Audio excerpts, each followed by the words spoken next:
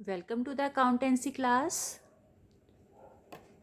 Today we will start our next chapter, that is capital and revenue. In this chapter we will discuss about capital expenditure and revenue expenditure, capital receipts and revenues receipts. In chapter 2nd, basic accounting terms, we have already discussed about capital and revenue expenditure, capital receipt and revenue receipt. In this chapter, we will discuss it again in detail. So, first of all, we will take capital expenditure and revenue expenditure. Capital expenditure. What is capital expenditure? Any expenditure which is incurred in acquiring or increasing the value of fixed asset is termed as capital expenditure. किसी भी asset को acquire करने के लिए means purchase करने के लिए या उसकी वैल्यू इंक्रीज करने के लिए जो भी एक्सपेंडिचर किए जाते हैं उसे हम कैपिटल एक्सपेंडिचर कहते हैं. फॉर एग्जांपल बिजनेस में मशीनरी परचेज की जाती है, लैंड एंड बिल्डिंग परचेज की जाती है, फर्नीचर परचेज की जाता है, व्हीकल परचेज की जाते हैं. तो all these are the examples of capital expenditure. जो कैपिटल एक्सपेंडिचर एक बिजनेस करता है वो इसलिए करता है ताकि उस एसेट को लॉन्ग टर्म के लिए बिजनेस में यूज किया जा सके. Purpose is not to resell the asset. इसका पर्पज एसेट को रिसेल करना नहीं होता बल्कि लॉन्ग टर्म तक बिजनेस में से यूज करना होता है. और जो कैपिटल एक्सपेंडिचर होते हैं या आप कह सकते हैं जो फिक्स्ड एसेट होते हैं बिजनेस की अर्निंग कैपेसिटी को इंक्रीज करते हैं, इसलिए इन्हें हम एसेट्स में शो करते हैं. Now let us see some examples of capital expenditure. First is expenditure which result in acquisition of fixed assets such as land and building, plant, motor vehicle, trademark, etc. Such asset would be used in the business for a number of years. जैसे कि हमने पहले भी discuss किया है कि fixed asset को acquire करने के लिए जो भी एक्सपेंसेस किए जाते हैं, जो भी एक्सपेंडिचर किए जाते हैं वो कैपिटल एक्सपेंडिचर होते हैं. जैसे लैंड एंड बिल्डिंग खरीदना, प्लांट एंड मशीनरी परचेज करना, मोटर व्हीकल परचेज करना. और ये बिजनेस में ये जो फिक्स्ड एसेट होती हैं जिनको हम एक्वायर कर रहे हैं वो बिजनेस में लॉन्ग टाइम तक, नंबर ऑफ ईयर्स तक यूज़ की जाती है. Expenditure in connection with the purchase or erection of fixed assets such as wages paid to workers for erecting machines, cartage paid on acquiring plant and machinery, overhauling of second hand machines. Business जो fixed asset purchase कर रहा है उसकी installation के लिए, उसकी erection के लिए जो भी वेजेस पे कर रहा है या एक्सपेंसेस पे कर रहा है, उसके लिए जो कार्टेज पे कर रहा है, ठीक है, तो वो सभी एक्सपेंसेस की कॉस्ट में ऐड कर दिए जाते हैं, वो भी कैपिटल एक्सपेंडिचर का ही पार्ट होते हैं. इसी तरह से कोई business second hand machine purchase करता है तो उसकी ओवरहॉलिंग कम जरूरी है. ओवरहॉलिंग में इसको रिनोवेट करना ज़रूरी है ताकि उसको वर्किंग कंडीशन में लाया जा सके. तो जो ओवरहॉलिंग का एक्सपेंस होता है वो भी कैपिटल एक्सपेंडिचर का ही पार्ट है, उसे भी हम मशीन की कॉस्ट में ऐड कर देते हैं. Expenditure which result in the extension or improvement of fixed asset and which increases the earning capacity of such asset. Fixed asset की एक्सटेंशन के लिए या इम्प्रूवमेंट के लिए जो एक्सपेंसेस किए जाते हैं वो भी कैपिटल एक्सपेंडिचर होते हैं, क्योंकि इससे क्या होती है उस एसेट की अर्निंग कैपेसिटी इंक्रीज हो जाती है. फॉर एग्जांपल बिजनेस के पास ऑलरेडी एक बिल्डिंग है, उसमें जो बिजनेस है कुछ और कंस्ट्रक्शन वर्क करवाता है, कुछ और स्टोरीज उसमें कंस्ट्रक्ट करवाता है, कुछ और फ्लोर का कंस्ट्रक्शन उसमें कराता है, तो वो क्या होगा, कैपिटल एक्सपेंडिचर का पार्ट होगा. इसी तरह से एक सिनेमा हॉल का एग्जांपल लेते हैं. अब एक सिनेमा हॉल है, उसमें अभी जो सिटिंग कैपेसिटी है वो लिमिटेड है, तो अगर इस पर कुछ और एक्सपेंसेस करके इसकी सिटिंग कैपेसिटी को इंक्रीज किया जाता है तो इस पर जो भी एक्सपेंस आया सिटिंग कैपेसिटी को इंक्रीज करने में, दैट इज कैपिटल एक्सपेंडिचर. क्योंकि सिटिंग कैपेसिटी इंक्रीज होने से सिनेमा हॉल की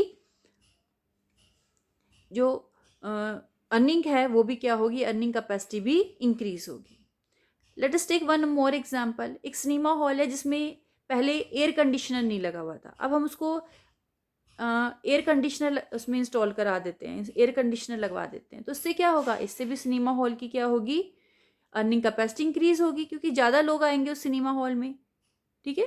तो ये सभी एग्जाम्पल हैं फिक्स्ड एसेट की इंप्रूवमेंट या एक्सटेंशन की। Next is all amount spent up to the point an asset is put to use is treated as capital expenditure. किसी भी फिक्स्ड एसेट को के लिए जो भी एक्सपेंसेस किए जाते हैं और उसको जब तक हम यूज़ नहीं करते, उसको यूज़ करने से पहले जब तक उस पर जो भी एक्सपेंसेस किए जाते हैं, जब तक हम उससे प्रोडक्शन स्टार्ट नहीं करते हैं, हम उससे अर्निंग स्टार्ट नहीं करते हैं, तो उस पर जो भी एक्सपेंसेस किए जाते हैं वो कैपिटल एक्सपेंडिचर का ही पार्ट होता है। फॉर एग्जांपल किसी प्रॉपर्टी को एक्वायर करने के लिए लीगल फीस पे करनी पड़ती है, ब्रोकरेज पे करनी पड़ती है, तो that is the part of capital expenditure also. इसी तरह से अगर किसी एसेट को परचेज करने के लिए बिजनेस ने कोई लोन लिया है तो लोन पर क्या पे करना पड़ता है, इंटरेस्ट पे करना पड़ता है। अब हमें ये देखना है जो इंटरेस्ट ऑन लोन है वो रिवेन्यू एक्सपेंडिचर है या कैपिटल एक्सपेंडिचर है।